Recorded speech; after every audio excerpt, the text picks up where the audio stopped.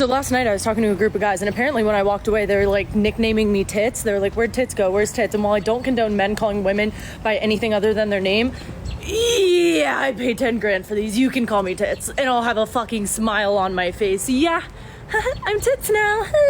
That's interesting because the rule is don't call a woman anything other than her name, but she will allow you to break that rule because she likes the attention that her plastic surgery has gotten her. If somebody said to me, would you rather be with like a short king who's 5'5" and treats you amazing and loves you, or would you be with a toxic man who's 6'3"?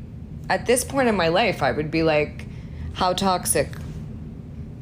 How toxic are we talking? Okay, so the rule is don't be toxic, but maybe it's okay if you're tall. Okay, I think I'm starting to sense a pattern. You get to be hot and broke, or you get to be ugly and rich. Those are the only two options. All right. I think I understand now. On the surface, this seems like double standards. Like we have caught women in their hypocrisy. So you're thinking, all right, how are they going to avoid accountability here? How are they going to weasel their way out of this one? Because these double standards, they don't seem justifiable. But consider this. What if women don't actually need to justify themselves? That's what you would need to do as a man if you were being a hypocrite. But what if women have cleverly positioned themselves in a completely different paradigm? They have moved into a different space where your demands for accountability and consistency can't reach them. And what if that space is actually the hidden source of women's power? Now, when I say power, it's obvious what I'm talking about when speaking to you as a man. You're thinking building, working, your power comes from creating stuff. You feel powerful when you're winning, you're beating the competition, you're rising above others. The most powerful man is the man who is the strongest and the smartest. It's very clean, it's very straightforward. We're talking about a meritocracy. But did you ever consider that women looked at men playing that game and they realized that they could not win? Women could not outcompete men in that kind of a contest. They can't use superior strength to win out against men. They're not going to be able to out-engineer them. From the woman's point of view, being asked to play that game, that feels unfair. A meritocracy discriminates against their femininity. Why would they play a losing game? And so women did something that's extremely clever. They set themselves up outside of the game. They declared themselves to not be players,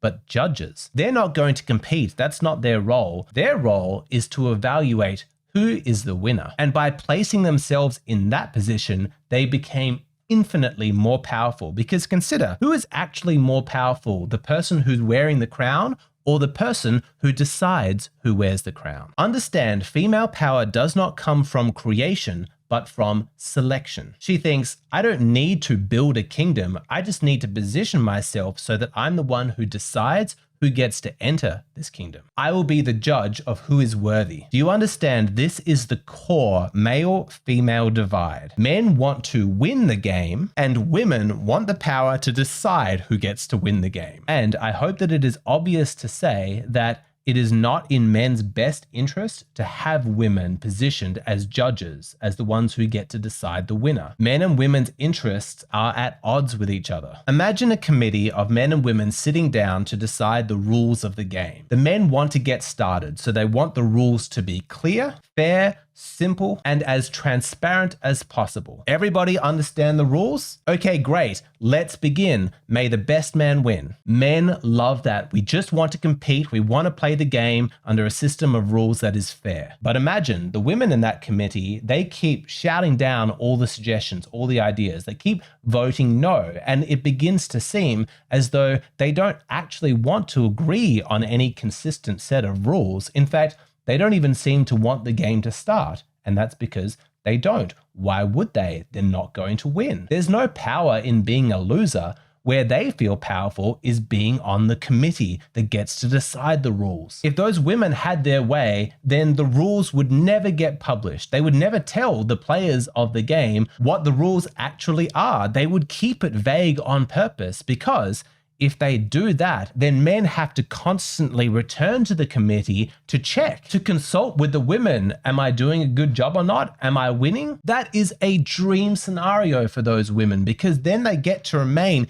extremely powerful. They don't have to do anything. They don't even have to be consistent. In fact, their inconsistency is the source of their power. How good is that? How smart? But this is why men and women are at odds with each other, because men want closure and women want ongoing leverage. Men want objective, unchanging rules. They are impartial, they are fair. And if you're ever unsure whether you're succeeding or losing, it's easy to consult the rules. But women don't want that. They're completely sidelined in that scenario. They want to occupy the position of being the rules. They don't want objective, measurable standards to be the authority of what is good or not. They want to be that authority. Their dream is of a culture where whether or not something is good or not is measured by whether or not women approve of it. And they're allowed to change their minds about what's good, what's successful from day to day or from man to man. There is no need for consistency. The only consistency is them. And if you accuse women of hypocrisy, thinking that that's going to shame them, then you don't understand the female mind, because you're still thinking like a man. As guys, we pride ourselves on our consistency. But the double standards, that's not a bug of femininity, it's a feature. By constantly shifting positions and standards,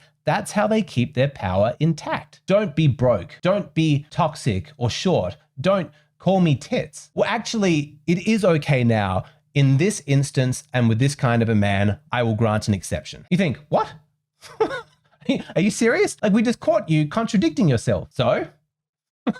What, you think she's going to feel guilty? Mate, pointing out double standards to a woman is not going to work, because you are appealing to a rule that she doesn't hold herself to. You have your code of values and morality, but at its core, it is masculine. Women are running on different software. It's a different operating system. And I bet you're wondering, how is it that she's able to do this? How are women able to escape accountability? And how are they able to stay on top and in power? And men haven't realized that this is what's going on. The mechanics of how women do this is actually very clever. I'm going to explain how it works, but first I have a quick announcement to make, which is that I am in my last few weeks of being in my mid-30s. I am turning 38 in October, which means I will officially be in my late 30s. And so, to celebrate my final days of being 37, I have decided to offer a 37% discount for my Patreon, starting now and going all through the month of October. When you sign up to my Patreon, you get early access to my videos, plus you'll see them in their extended versions, which go into a lot more depth. I make these extended versions so that I don't have to worry about YouTube censorship or demonetization. It's a chance for me to go deeper into this stuff in a way that's just raw truth, where I don't have to think about YouTube guidelines or the algorithm. When you sign up to my Patreon, you'll find a huge back catalog, over 600 videos that are not available on YouTube. So if you love my stuff and you're curious about the uncensored stuff on Patreon, take advantage of this discount, 37% off. You can always sign up for a month, binge all of my content, and then just cancel. Of course, I'm confident that once you see the value, you're going to stick around. But I do want to give a special thank you to you guys who've supported me on Patreon for a number of years. In this culture, content like mine is always vulnerable to censorship. And being funded directly by my audience is such an important means of maintaining the independence of this channel. So if you want to try my Patreon, I would appreciate your support. Show some solidarity for this old man who's about to enter his late 30s. I've only got a few more weeks of being 37, so enjoy the 37% discount. Come join me on Patreon. Okay, back to examining the mechanics of how women stay on top, how they maintain their power. They do this via exceptions and intermittent reinforcement. In this way, it mimics gambling psychology that casinos use. And men have fallen for this in the same way that people get trapped by slot machines. Because if a slot machine never paid out any money, or it paid out the same amount every single time, nobody would really get addicted to them. It's the promise of the possibility of a payout that gets people hooked. In that way, the slot machine retains its power and occupies a lot of attention in the mind of gamblers. Women en masse have employed this same tactic, laying down laws and standards, but then proudly granting exceptions or only enforcing it intermittently. You see this with feminists who rage about toxic masculinity and female empowerment, but as many men have discovered, it's often the women who are the most feminist who enjoy really degrading sex. During the day, they're an activist on the street, but at nighttime, they want to be submissive to like a powerful, in-control man. And they're turned on by the kind of language that they would claim that they hate. But instead of being outraged at this inconsistency, men have fallen for it because they dream of being the one who an exception is granted for. That's a huge ego boost. A lot of men are eager to line up to see if they'll be the lucky one who's let through the doors, when really there should be a collective male response of just disgust at this blatant hypocrisy. If men don't wake up to it, nothing's going to change because women are not going to give up this position of power. Why would they? They are intoxicated by their power. They love being the ones to be in that position to grant exceptions. I know that this is difficult for you as a man to relate to, because if you wanted to feel powerful, you would work hard to be consistent, predictable, reliable. You would want to be unchanging on your values because you know that's the kind of character that other men are going to respect. And it's also what women find attractive in men. But it's going to be difficult for you to conceive just how differently the female mind approaches this. For her, it is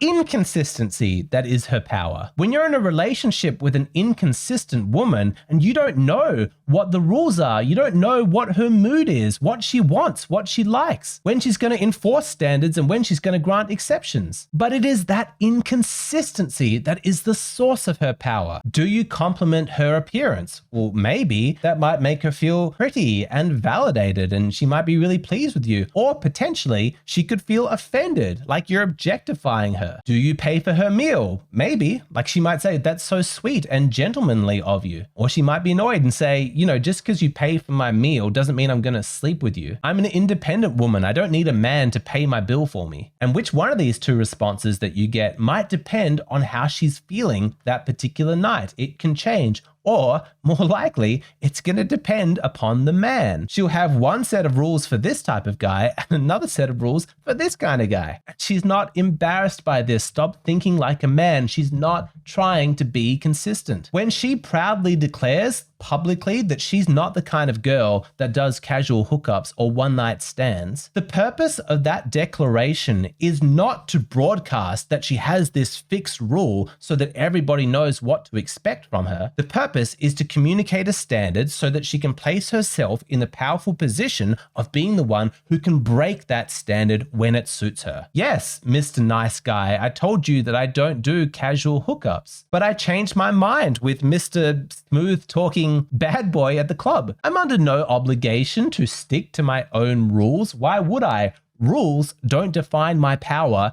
Exceptions do. And of course, men just hate this. We don't want to guess. We just want everything to be clear and fair. And a lot of men dream about the good old days when dating was more straightforward. Okay, so I just got to be a nice young boy. I got to go to church. I've got to get a job, treat my wife well, provide for my kids. And if I do all of that, then my life will work out. Check out this graph of how much later young people are getting married. It keeps on increasing. Men are having a lot of difficulty planning for their future because when it comes to dating and courtship and marriage, the rules seem to have been thrown out the window. Who knows how you're meant to behave? It used to be, I just do A, B, and C and everything will work out. But now so much is just dependent upon the vibe from the woman. Men hate that. It's left them feeling confused and frustrated and cheated. But while men are annoyed at this current situation, women kind of like it because the less clear the rules are, the more flexible everything is, the more power they have, the more control. Ask yourself this question: which gender is more likely to thrive when everything is orderly and structured? And which gender will perform better when everything is chaotic and unclear? Perhaps the reason why feminists are always criticizing the patriarchy, saying that it's a system set up for men to win and that it discriminates against women, maybe the reason they hate that system so much is not because it inherently favors men, but simply because because when the rules are clear, it's more of a meritocracy. And women are not keeping up with men because in a rules-based system, they're not as powerful. Seeing the data and seeing women underperform in all of these areas, the natural assumption has been that these women are getting discriminated against, but that's a very superficial understanding of what's actually occurring. The truth is that it is an objective fact that systems work best when the rules are clear. If you are a company and you're competing against another company, you have to make sure that everything that you're doing is maximally efficient. You're going into battle against all of your commercial competition. The expectations on employees need to be clear. But that kind of logical precision and that clarity, that is not where the strength of femininity lies. That's a masculine energy. Femininity has its own strength, the patience, the emotional nourishment, the beauty, the creativity, the social harmony. I have no interest in living in a world where everything is always masculine and logical. I love femininity, but let's be real, it is not a competitive energy. In a straight out competition, masculinity is always going to win. That's why when you get female CEOs, they're almost always that hard-nosed, really masculine kind of woman. They say it's really important that we get more women into the top jobs. And I think, okay, sure, but have you noticed that the kind of women that rise to those positions, they're basically men? They think and operate like men, and that's how they were able to stand out from their other female peers. There's not going to be some mushy new age like mummy blogger kind of energy woman who's leading up like Amazon. It's not going to work. Femininity has its place, but ultimately in a competitive field, it is clear expectations that make people feel safer. People want to know what the rules are, the boundaries, the values that we're operating under. People want to have that clear. I've covered this before, but this is the reason why children in single father households outperform children in single mother households. And I'll grant you, it's probably the case that for the first 6 years of a child's life, the feminine energy is much more important. But as a child gets older and they grow in their independence, that unconditional love and support that you get from a mother is less important than the masculine discipline, standards, and boundaries that you get from a father. Because the children who are doing the best as teenagers, when they're navigating that really awkward period, they're almost always the ones who have really great fathers. And by great fathers, I don't mean that the fathers place themselves as an authority so that their children are constantly having to check in with their fathers to see if he approves. No, it's not about him. He doesn't want to set himself up as the authority, but what he's good at doing is articulating the value system, the rules, the structure which the children should use to guide their lives. He is not the authority. His value system is, and if he's doing his job correctly, those children will internalize that value system, and so it becomes theirs. They take ownership of it, and they consult themselves when deciding what is the right course of action. If he's done a really good job, then his teenage children will start to notice when their dad is not living up to his own values, and they'll point out his hypocrisy. It's probably really annoying as the parent in that situation when it happens, but it's actually proof that you've done your job correct. If you spend the first 12 years of your life as their father preaching consistency and fairness, and then you as their dad start to do something illogical and they call you on it, that's a good thing. You should be proud of them. But we know the research of what happens when fathers are absent and it's left to mothers to raise their teenage children. Less structure, less boundaries, less explicit communication of the values, and far worse outcomes for the children. And so the first step for you as a man is to understand the game that is being played here by women, because it's different than the game that you're playing. She's not trying to be consistent. She's interested in retaining her power. She wants to place herself as the judge of what's good and bad. Obviously, not all women. High quality women have risen above this. Yes, they might still be feminine and emotional, but they fundamentally agree and have internalized values of fairness and consistency. I'm generalizing here so that you can notice the overall trend, because that's your first step, is to see this pattern and to understand it. And your second step is to stop falling for it. If you want to know what is good or what is bad, what is success and what is being a loser, stop consulting women. You can't trust them to be the judges because they have their own selfish motives for whatever verdict they're handing out. When you allow a woman to pass judgment on you like this, you can't trust that you're getting some unbiased verdict. In all likelihood, she's making herself feel powerful at your expense. And I hope it's obvious from the fatherhood discussion that the solution is not to make men judges either. It's not even to make yourself the judge. Men can be emotional too. We can flip-flop. We can be inconsistent day to day. What I'm talking about is an awareness of a set of values and principles, objective rules and standards that you can measure yourself against. To still be measuring yourself against the opinion of a person is kind of like a child's logic, like a really young child who's like, okay, what's good and what's bad is just whatever mum and dad say. We have to evolve beyond that. Like as a teenager, at that level of development, most people understand it's like, okay, people are inconsistent and untrustworthy.